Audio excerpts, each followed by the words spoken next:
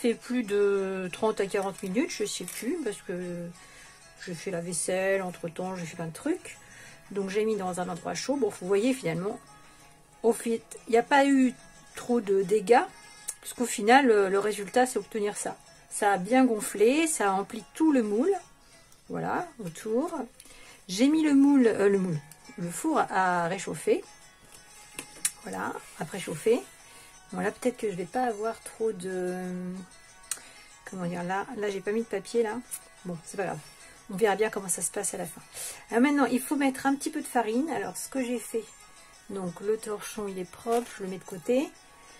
Ce que j'ai fait, c'est que j'ai récupéré un petit peu les farines, là.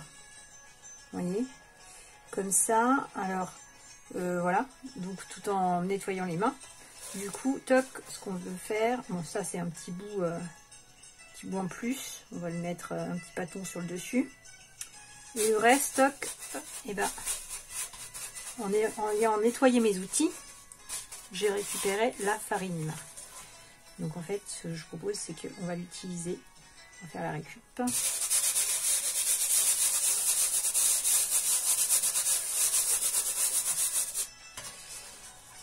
Voilà, vous farinez, c'est juste parce que ça sera plus joli, le pain après, quand il a un petit peu fariné dessus. C'est pas une obligation. Mais là, ça nous permet de... Voilà, on t'a préchauffé le four donc à 250 degrés.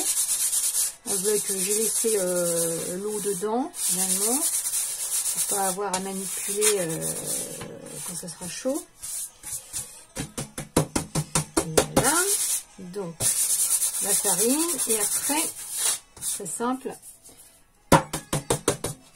c'est que en vrai, avec un couteau, bon ben là je peux faire aussi avec ça, il faut faire une croix, hein, vous faites une croix là, vous fendillez un petit peu dans le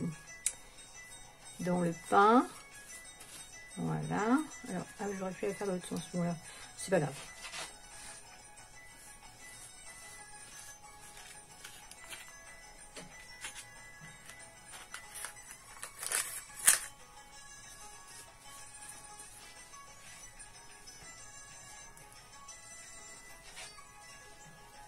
Moi, je fais un genre de chromosome, moi. Bon, c'est pas grave. Enfin, un genre de croix. Voilà, vous entaillez un petit peu. Voilà. Toc. Je fais quand même des sillons. Voilà. Et là, bon, on va voir ce que ça donne. Donc, on va enfourner. Du coup, est-ce que mon four est bien chaud? Je vais voir quand même. Ouais, c'est pas mal.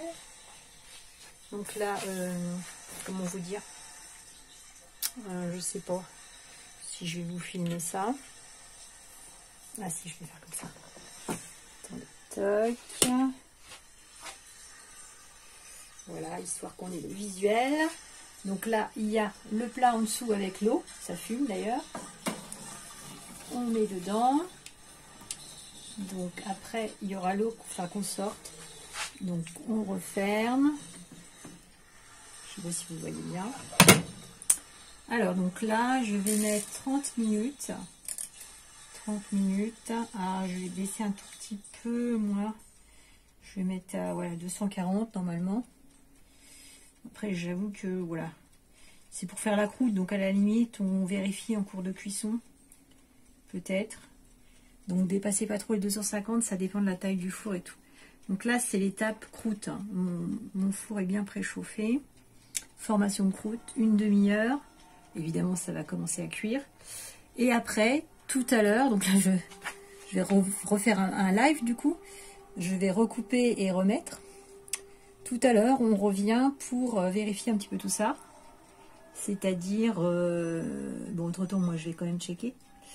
Je ne vais pas vous remettre en live.